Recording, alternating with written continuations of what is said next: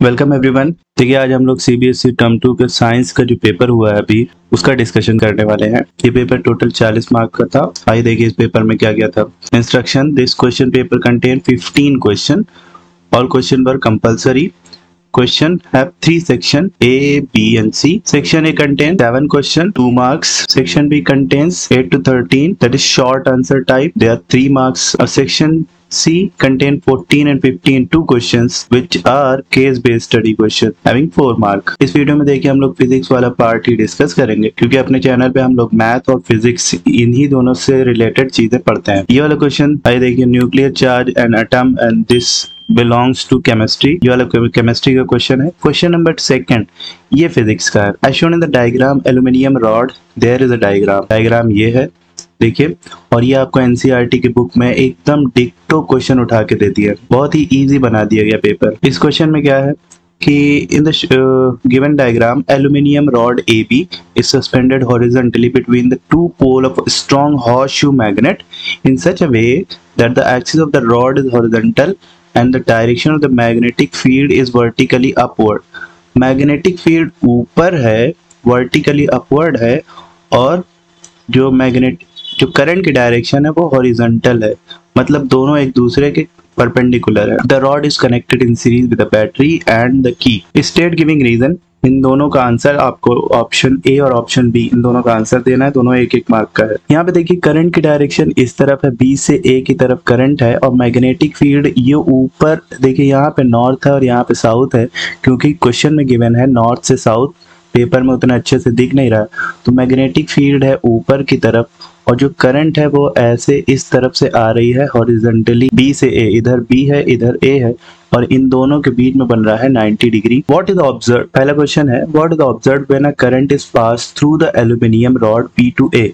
B से A की तरफ जब एक करंट फ्लो करेगी तो क्या होगा।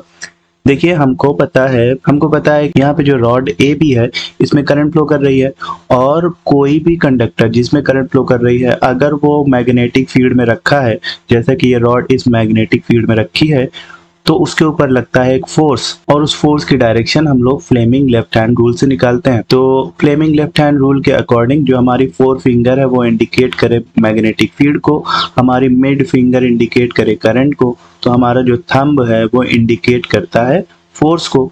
तो बस when a current will flow from B to A, a force will act on the rod BA, और उसकी डायरेक्शन किधर होगी, तो देखिए डायरेक्शन मैग्नेटिक फील्ड है ऊपर की तरफ। मैग्नेटिक फील्ड अगर आप ऊपर की तरफ करें और करंट को करें हॉरिजॉन्टली, ये करंट B to A, ये ऐसा डॉट में दिखाना पड़ेगा। करंट इधर आ रही है, मैग्नेटिक फील्ड ऊपर है, अपने 4 फिंगर को किया जाए ऊपर, B है ऊपर की तरफ, और करंट इधर आ रही है तो इस तरफ आप अपने मिड फिंगर को करिए, इधर हो गई आई, तो आप देखेंगे कि जो थंब है आपका वो लेफ्ट साइड रिप्रेजेंट कर रहा है, तो इस डायरेक्शन में लगेगा एक फोर्स। तो ये देखिए यहाँ पे वो इंडिकेट भी कर दिया है, कितना आसान कर दिया कि a force will act on the rod A B on the left side. ये हो गया पहला answer. Option number B is what change is observed in a situation in which the axis of the rod AB is moved and aligned parallel to the magnetic field। जो rod AB की axis है वो magnetic field के along कर लिया जाए। Magnetic field देखिए A से B ऊपर की तरफ है, अगर हमारा रॉड AB इसी के अलोंग कर लिया जाए तो करंट या तो इसी के डायरेक्शन में जाएगी या तो इसके अपोजिट जाएगी, मतलब current is along the direction of magnetic field. इसमें पूछ रहा है व्हाट चेंजेस ऑब्जर्व्ड। तो देखिए जब कभी भी मैग्नेटिक फील्ड के डायरेक्शन में करंट हो तो जो कंडक्टर है उसके ऊपर फोर्स लगता है 0, क्योंकि फोर्स का formula F is equal to होता है IBL sin थीटा। दोनों लोग एक दूसरे के पैरेलल हैं, क्योंकि मैग्नेटिक फील्ड और करंट की डायरेक्शन दोनों अलोंग द सेम डायरेक्शन है, क्योंकि वो दोनों एक दूसरे के पैरेलल हैं, तो थीटा की वैल्यू हो जाएगी 0 डिग्री, और थीटा होगा जब 0 डिग्री तो साइन 0 की वैल्यू 0, तो F इज इक्वल टू 0, तो कोई भी फोर्स कंडक्टर पर नहीं लगेगा। वह हमको यही लिखना है कि no force will act on the rod AB। अब इसी में देखिए और है, या तो आपको ये दोनों आंसर देना है या तो ये वाला देना है। ये वाला क्वेश्चन है देखिए, ये और में magnetic field is a physical quantity that has both direction and magnitude. ये बात तो सही है। How can this statement be proved with the help of magnetic field line of bar magnet. इस चीज को कि मैग्नेटिक फील्ड में डायरेक्शन और मैग्नीट्यूड दोनों होता है, इस चीज को मैग्नेटिक फील्ड लाइन के बेसिस पे कैसे देंगे। देखिए बार मैग्नेट के लिए मैग्नेटिक फील्ड लाइन अगर आपको ड्रॉ करके मैं दिखाऊं, ये है एक बार मैग्नेट जिसका इस तरफ एक नॉर्थ पोल है, इधर ये साउथ पोल है। हमको पता है मैग्नेटिक फील्ड लाइन हमेशा नॉर्थ से निकलती है और साउथ में इंटर करती है।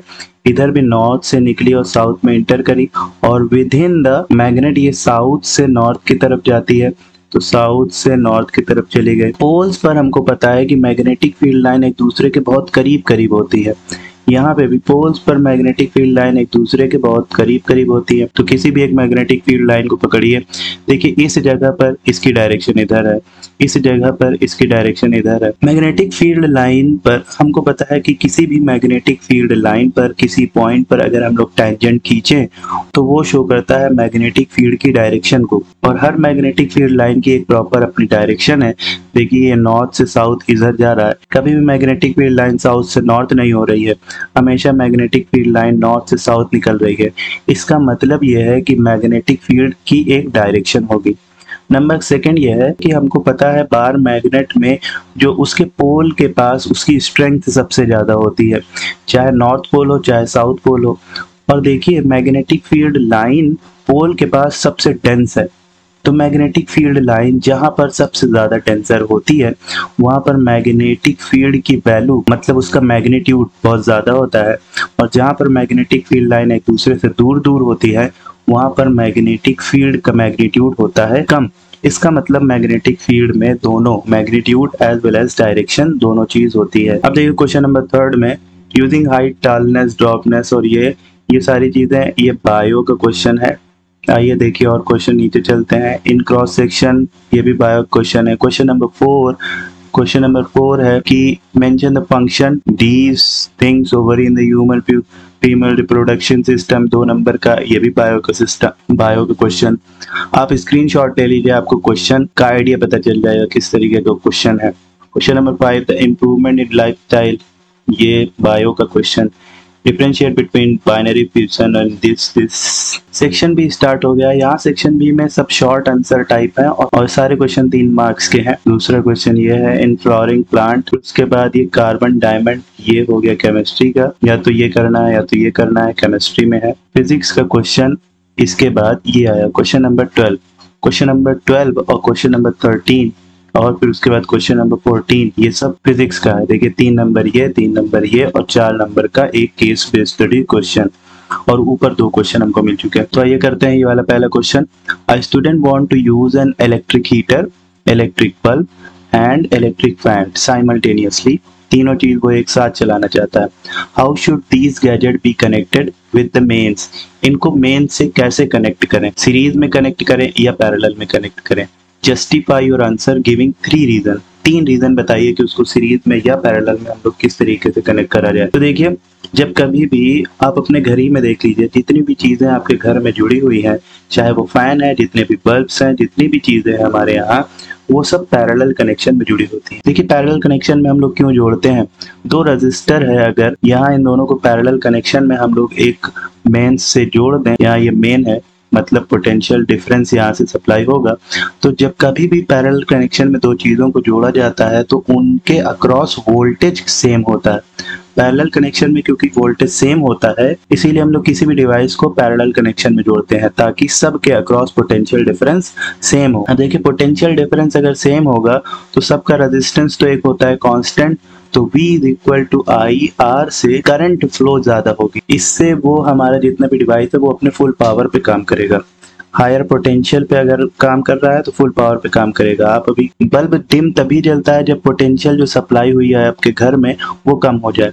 तो अगर पोटेंशियल डिफरेंस कम हो गया है तो हमको फुल पावर नहीं मिलेगा। तो V हमको बढ़ाना है इसीलिए हम लोग इन सबको पैरेलल कनेक्शन में जोड़ते हैं। V बढ़ जाएगा तो करंट जो है वो बढ़ जाएगा। नंबर 3 एक और चीज है कि पैरेलल कनेक्शन में जोड़ देंगे अगर हम लोग, अगर मान लीजिए कोई एक चीज फ्यूज हुआ उसके वजह से दूसरा अफेक्टेड नहीं होगा क्योंकि सबकी लाइन अलग अलग है। अगर हम लोग सबको सीरीज कनेक्शन में जोड़ देंगे, मान लीजिए ये वाला फ्यूज हो गया तो अब करंट हमारी पूरी सर्किट ब्रेक हो जाएगी और कहीं पे भी करंट फ्लो नहीं करेगा। एक भी फ्यूज हुआ तो कहीं पे भी करंट फ्लो नहीं करेगी। लेकिन अगर पैरेलल कनेक्शन में है और ये वाला सर्किट फ्यूज हो गया तो करंट इधर नहीं जाएगी, लेकिन ये ऊपर वाले में तो करंट जाएगी ही। तो इसीलिए हम लोग सारे अप्लायंस को कनेक्ट करते हैं पैरेलल कनेक्शन। देखिए इस क्वेश्चन में एक और क्वेश्चन है कि what is an electric fuse. देखिए इलेक्ट्रिक फ्यूज है एक सेफ्टी डिवाइस जिसको हम लोग यूज करते हैं कि घर में अपने सारी चीजों को सेव करने के लिए। इलेक्ट्रिक फ्यूज काम करता है heating effect of electric current पर। जब कभी भी सर्किट में ज्यादा करंट फ्लो करने लगती है तो इसके अंदर हीटिंग इफेक्ट के वजह से ये मेल्ट हो जाता है, और ये जब मेल्ट हो जाएगा तो सारी सर्किट बच जाएगी। अगर इलेक्ट्रिक फ्यूज ना लगाया जाए हम लोग तो ज्यादा करंट फ्लो होने की वजह से जितने भी आगे रेजिस्टेंसेज हैं या जितने भी आगे, जैसे ये हमारा देखिए सर्किट है, यहाँ पर हम लोग लगा दें एक फ्यूज। जैसे ही यहाँ से करंट ज्यादा फ्लो करेगी, ये फ्यूज में जो वायर है वो ब्रेक कर जाता है, और ये जैसे ही फ्यूज में वायर ब्रेक होगा तो ये हमारी पूरी सर्किट बच जाती है। इससे हमारे सारे अप्लायंस फ्यूज होने से बच जाते हैं। देखिए इसी में क्वेश्चन ये है कि how is it connected in a circuit. तो फ्यूज को हम लोग हमेशा सीरीज कनेक्शन में यूज करते हैं। सीरीज कनेक्शन में इसलिए यूज करते हैं, देखिए यहाँ पे इस फिगर में देखिए कि ये जैसे ही ब्रेक होगा सारी की सारी चीज हमारी बच जाएगी। इसके बाद क्वेश्चन नंबर 13, देखिए electric motor rated 1100 watt is connected to 20 volt, find. उसकी पावर गिवन है और जिस सप्लाई से वो कनेक्टेड है उसका जो वोल्टेज है वो 220 वोल्ट है, find. Electric current passing from the main, current drawn from the main, कितनी करंट फ्लो कर रही है। तो हमें P पता है, हमें V पता है, यहाँ से I निकालना है। Number second, electrical energy consume if the motor is use for 5 hour, 5 घंटे तक यूज हो रही है डेली, और फॉर 6 डेज, 6 दिन में 5 घंटे यूज हो रही है। तो टोटल कितनी इलेक्ट्रिकल एनर्जी कंज्यूम करेगी वो हमारी मोटर। नंबर थर्ड है total cost of energy consume if the rate of 1 unit is 5 rupees. आइए करते हैं क्वेश्चन। इस क्वेश्चन को हम लोग अलग से करेंगे। देखिए इस क्वेश्चन में गिवन क्या क्या है। गिवन है कि जो उसकी पावर है वो 1100 वॉट है, और वो जिस वोल्टेज से कनेक्टेड है मेन से वो है 220 वोल्ट। आपको सबसे पहली चीज जो निकालनी है वो है करंट ड्रॉन। देखिए सिंस पावर, देखिए यहाँ पे जो मोटर है, मोटर की पावर गिवन है 1100 वॉट और जिस मेन से कनेक्टेड है वो है 220 वोल्ट। तो आपको पहला चीज निकालना है current drawn from the mains. P is equal to होता है V इंटू I, तो I इज इक्वल टू हो जाएगा P बाय V। P की वैल्यू है 1100 वॉट डिवाइडेड बाय वोल्टेज है 220, एक जीरो से एक जीरो कट गया। अगर आप 11 से काटेंगे तो 11 1 जा 11, 0 कट जाएगा, और 11 2 जा 22, यह आ गया 2 5 जा 10। ये हो गई करंट। करंट है तो करंट की यूनिट होती है 5 एम्पियर। नंबर बी आंसर है इसमें। देखो क्वेश्चन सेकंड है electrical energy consumed if the motor is use 5 hour in 6 days. Total electrical energy, देखिए इलेक्ट्रिकल एनर्जी होती है तो E बराबर होता है, E के कई फॉर्मूले होते हैं। E इज इक्वल टू होता है I स्क्वायर RT या V square by RT, but एक बहुत ही आसान फॉर्मूला P बराबर होता है electrical energy consumed per unit time. तो हमको E निकालना है तो P into T। Electrical energy is equal to हो जाएगा पावर इंटू टाइम। पावर देखिए गिवन है 1100 वॉट इंटू टाइम। टोटल कितना, एक दिन में 5 घंटा और टोटल वो 6 दिन यूज हो रही, तो एक दिन में 5 घंटे है इंटू 6 दिन, तो ये आर में है और ये डेज में। टोटल इतने आर हो जाएंगे, 6 पंचे 30 घंटे यूज हो रही है वो।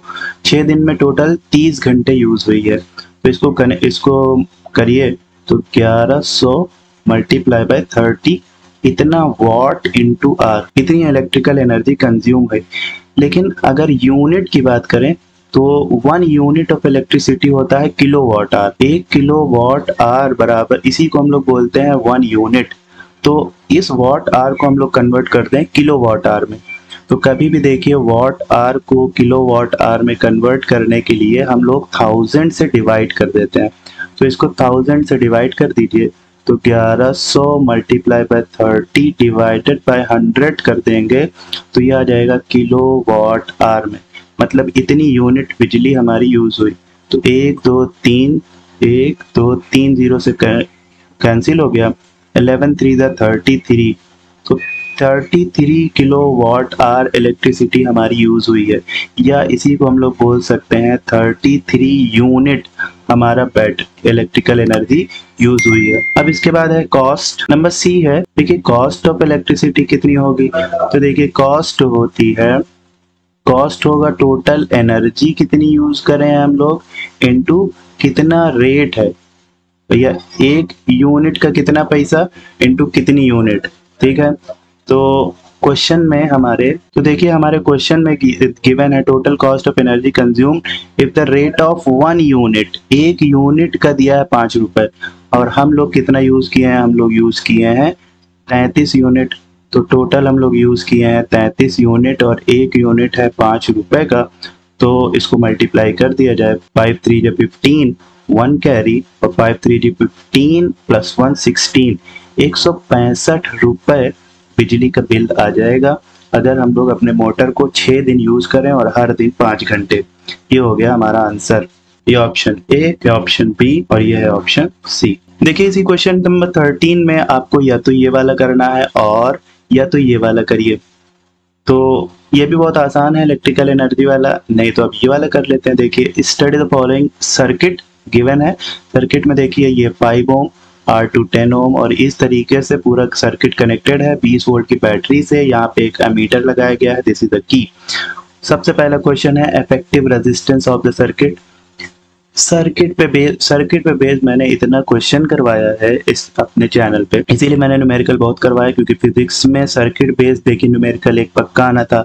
सोलेनॉइड पे मैंने बोला था कि 3 नंबर का एक क्वेश्चन सोलेनॉइड से तो पक्का आएगा, और 3 देखिए 4 नंबर का आ गया। और फिर सर्किट पे मैंने इसीलिए करवाया, सर्किट पे एक क्वेश्चन पक्का आना है 3 नंबर का, तो देखिए 3 नंबर का क्वेश्चन आया, तो 4 3 7 तो ऐसे ही हो गया। तो आइए सबसे पहले करते हैं effective resistance of the circuit. इस सर्किट को हम लोग पहले अलग से बना लिया जाए। तो देखिए इस क्वेश्चन में हमको निकालना है सबसे पहले effective resistance. Number second current drawn from the battery, battery से कितनी करंट, ये जो आई है ये कितनी करंट है। Number third potential difference across 5 ohm resistor, मतलब ये जो 5 ओम रजिस्टर है इसके अक्रॉस वोल्ट मीटर है, यही वोल्ट मीटर की रीडिंग हमें निकालनी है। हमें आई निकालना है, हमें भी निकालना है, और हमें total resistance of the circuit निकालना है। तो देखिए इसके लिए मैंने बना लिया अलग से एक जो है सर्किट, ये आ गया।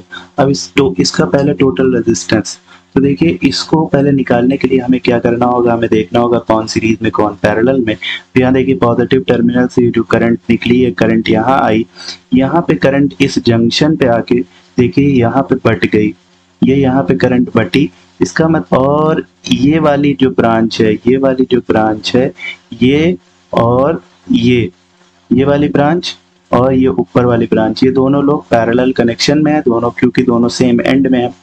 अब बात करते हैं इसमें R3 और R4, ये दोनों सेम एंड के बीच में जुड़े, ये देखिए दोनों एंड टू एंड ऐसे कनेक्टेड हैं। इसका मतलब पहले R3 और R4 सीरीज कनेक्शन में, फिर उनका जो नेट आएगा वो R2 के पैरेलल कनेक्शन में। तो स्टार्ट हम लोग करेंगे कि R3 and R4 are in series connection. तो यहाँ से शुरू करते हैं। देखिए ये लोग सीरीज में है, तो इन दोनों का नेट जो होगा वो होगा R3 plus R4, because series connection में हम लोग ऐसे जोड़ देते हैं। तो ये जाएगा 4 + 6 दैट इज 10 ओम। अब इसके बाद देखिए R डैश, क्योंकि ये जो R डैश है वो इसका नाम दे दें हम लोग अगर कुछ, ये है A, ये है B, ये है C, ये है D। तो देखिए B और C के अक्रॉस R डैश भी जुड़ा है, ये R डैश यहाँ पे आ जाएगा।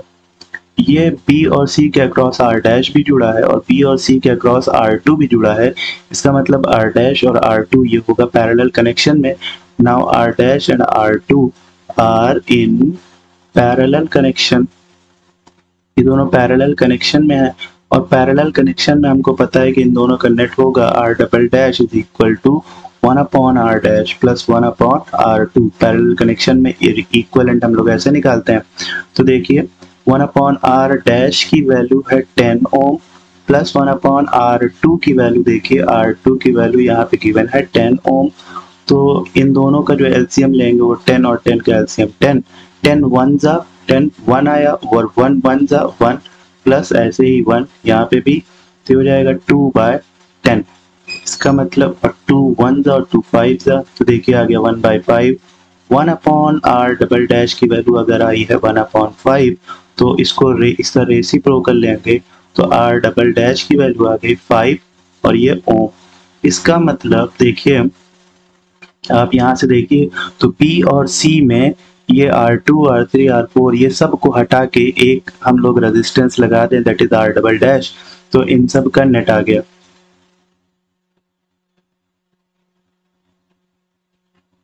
तो अब ये सर्किट कुछ इस तरीके की हो जाएगी कि यहाँ पे लगा है देखिए 5 ओम, और यहाँ पे देखिए ये B और C के बीच में हम लोग सबको हटा के एक रेजिस्टेंस लगाएंगे। ये है हमारा एंड A, ये है हमारा एंड B, ये है हमारा and C and this is D। तो देखिए B और C के बीच में, देखिए B और C के बीच में इन सब का जो इक्विवेलेंट आया वो आया R डबल डैश, और इसकी वैल्यू है 5 ओम। और यहाँ पे जो R5 है इसकी वैल्यू है 10 ओम, और यहाँ पे जो R1 है ये वाला, ये है 5 ओम। अब ये सब लोग देखिए किस कनेक्शन में है, यहाँ से करंट आ रही है और ये ऐसे घूम के ऐसे चली जा रही है, तो ये सब लोग हैं सीरीज कनेक्शन में, से करंट सीधे चलती चली जा रही है। तो R1, R double dash and R5 all are in series connection कर दिया जाए। तो R1, R5 and R double dash are in series connection. तो देखिए इन सब का सीरीज कनेक्शन में हम लोग जब जोड़ देंगे तो सीरीज कनेक्शन में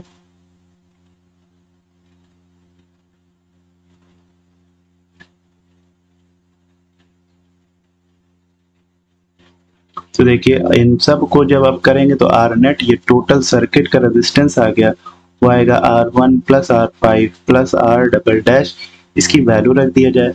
देखिए R1 की वैल्यू है 5 ओम, प्लस R5 की वैल्यू है 10 ओम, प्लस R डबल डैश की वैल्यू हम लोगों ने निकाला 5 ओम, और देखिए ये आ जाएगा 5 10 15 5 20 ओम।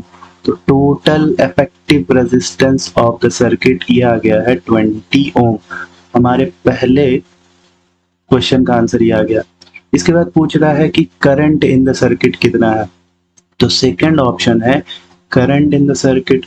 देखिए करंट निकालने के लिए करंट हमेशा होता है V बाय R, और इफेक्टिव करंट है total current from the battery है, तो बैटरी का potential V by R, sorry, तो बैटरी का potential divided by equivalent resistance of the circuit. तो बैटरी का पोटेंशियल देखिए दिया है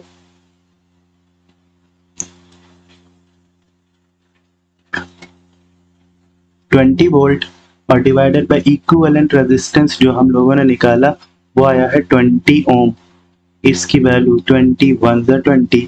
तो ये करंट जो आ गई है वो आई है 1, और करंट की यूनिट होती है एम्पियर, तो ये आ गया 1 एम्पियर। हमारी टोटल जो करंट ड्रॉ हो रही है that is 1 ampere. Number third जो अब हमें निकालना है कि वो पोटेंशियल डिफरेंस अक्रॉस R1, ये कैसे निकलता है। देखिए किसी भी रेजिस्टेंस के अक्रॉस अगर पोटेंशियल डिफरेंस निकालना है हमको, यहाँ पे पोटेंशियल डिफरेंस निकालना है, ये V की, ये जो हमारा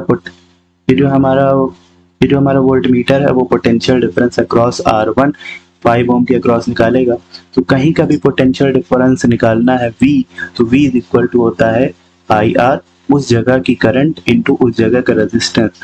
तो देखिए ये जो करंट आई है हमारी, यही करंट ऐसे आएगी, यही करंट ऐसे घूम के ऐसे चलती चली जाएगी, तो यहाँ पे भी करंट वही होगी जो यहाँ से बैटरी से करंट, ये करंट है और ये करंट बैटरी से निकली है, तो बैटरी से करंट निकली है 1 एम्पियर, तो यहाँ पे भी वही 1 एम्पियर, और ये घूम के यहाँ पे कितनी करंट है 1 एम्पियर।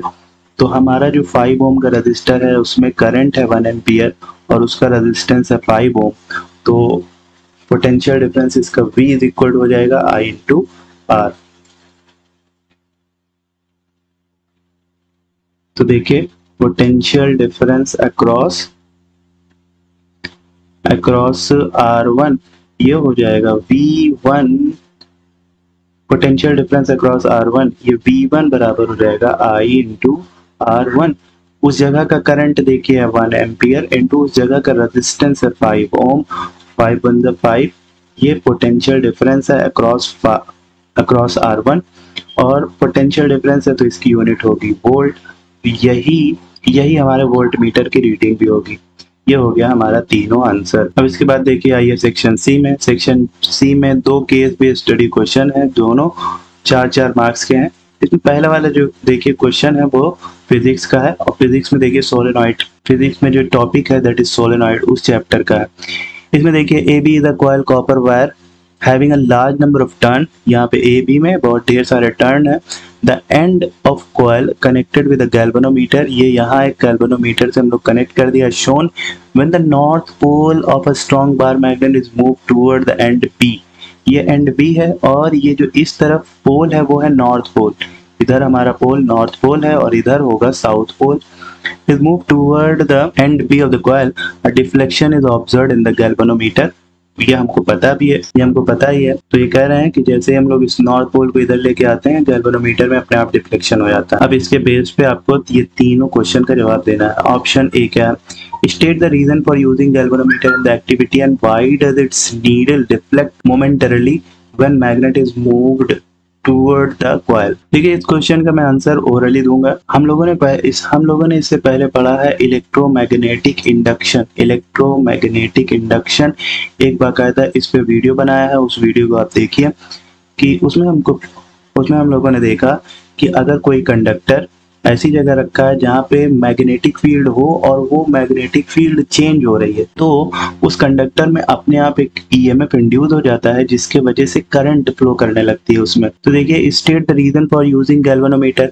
गैल्वेनोमीटर हम लोग इसलिए यूज कर रहे हैं ताकि ये अगर इस कॉइल में कोई भी करंट फ्लो करे तो गैल्वेनोमीटर तुरंत उस करंट को डिटेक्ट कर ले, क्योंकि galvanometer is a device which is used to detect the current and gives the direction of current। तो हम लोग इसीलिए गैल्वेनोमीटर का यूज कर रहे होंगे। And why does it needle deflect momentarily when magnet is move toward the coil. क्यों इसकी जो नीडल है वो घूम जाती है, क्योंकि जब हमारा मैग्नेट इस तरफ आता है तो इसके कॉइल के अंदर जनरेट होता है एक EMF due to electromagnetic induction, और इस ईएमएफ के वजह से एक करंट इंड्यूस होती है, और जैसे ही करंट फ्लो करेगी हमारा गैल्वेनोमीटर डिफ्लेक्ट हो जाएगा। क्वेश्चन नंबर बी है, what would be observed in the galvanometer in a situation when the coil and the bar magnet both move with the same speed. जो कॉइल है हमारी और हमारा मैग्नेट है, दोनों अभी तक तो मैग्नेट एक जगह, अभी तक तो कॉइल हमारी रुकी हुई थी और मैग्नेट को मूव करवा रहे थे कॉइल की तरफ। लेकिन सेकंड केस में है कि कॉइल और मैग्नेट दोनों एक ही वेलोसिटी से मूव करने लगे एक दूसरे के तरफ। तो आपको बताना है कि क्या होगा गैल्वेनोमीटर में रीडिंग केस। तो गैल्वेनोमीटर में क्या होगा, उसमें डिफ्लेक्शन होगा कि नहीं होगा, उसकी डायरेक्शन बदल जाएगी कि नहीं बदल जाएगी। तो देखिए किसी भी कंडक्टर में ईएमएफ तब इंड्यूस होता है जब उससे linked magnetic field line change होती रहती है। लेकिन जब दोनों लोग सेम स्पीड से जाते रहेंगे तो इन दोनों के बीच का जो डिस्टेंस है देखिए वो हमेशा कांस्टेंट रहेगा। जितनी दूर ये भागेगा उतनी ही दूर ये चलेगा। इन दोनों के बीच की डिस्टेंस सेम रहेगी और इन दोनों के बीच में कोई भी रिलेटिव मोशन नहीं है। अगर इसकी भी स्पीड 5 मीटर पर सेकेंड है और इसकी भी स्पीड 5 मीटर पर सेकेंड है, तो इन दोनों के बीच में रिलेटिव मोशन, तो मैग्नेटिक फील्ड जो इसके वजह से लिंक्ड है कॉइल में वो चेंज नहीं होगी। Since magnetic field linked with the coil is not changing then no EMF will induce in the coil. तो कोई भी ईएमएफ इंड्यूस नहीं होगा, और अगर ईएमएफ इंड्यूस नहीं होगा तो करंट फ्लो नहीं करेगी, और अगर करंट फ्लो नहीं करेगी तो हमारा गैल्वेनोमीटर में डिफ्लेक्शन 0 शो करेगा। नंबर देखिए सी है, state the conclusion that can be drawn from this activity. इस एक्टिविटी से क्या कंक्लूजन निकलता है। Will there be any change in the momentary deflection if number of turn in the coil is increase. अगर coil में number of turn बढ़ा दें तो क्या हो जाएगा। यस, गैल्वेनोमीटर में जो डिफ्लेक्शन है वो चेंज हो जाएगा, क्योंकि गैल्वेनोमीटर का जो डिफ्लेक्शन है वो नंबर ऑफ टर्न पे डिपेंड करता है, और नंबर ऑफ टर्न जितना ज्यादा होगा करंट उतनी ज्यादा इंड्यूस होगी। नंबर ऑफ टर्न जितना ज्यादा होगा करंट उतनी ज्यादा इंड्यूस होगी, तो गैल्वेनोमीटर का डिफ्लेक्शन बढ़ जाएगा। नंबर सेकंड ये है कि and more strong magnet is move toward the coil. Yes, magnetic field की स्ट्रेंथ जितनी ज्यादा होगी उतनी ज्यादा करंट फ्लो करेगी, और जितनी ज्यादा करंट फ्लो करेगी उतना तेजी से गैल्वेनोमीटर में डिफ्लेक्शन होगा। डायरेक्शन चेंज नहीं होगा, लेकिन मैग्नीट्यूड, लेकिन जिस तेजी से गैल्वेनोमीटर में डिफ्लेक्शन हो रहा है वो डिफ्लेक्शन बहुत तेजी से होगा, क्योंकि number of turn of a coil और ये जो मैग्नेट है इसकी स्ट्रेंथ दोनों बढ़ाने पर करंट जो इसमें जनरेट हो रही है उसकी वैल्यू बढ़ जाती है। तो ये हो गया क्वेश्चन नंबर 14 का ABC तीनों का आंसर। आई होप इसका सोल्यूशन आपको समझ में आया होगा। कोई भी क्वेश्चन इससे रिलेटेड है तो आप कमेंट बॉक्स में क्वेश्चन पोस्ट करिए। अगर आपको ये समझ में आया तो वीडियो को लाइक करिए, चैनल को सब्सक्राइब करिए अगर पहली बार आए, और जितने भी लोग हैं आपके फ्रेंड सर्किल में उन सबको शेयर कर दीजिए। Thank you very much for watching the full video.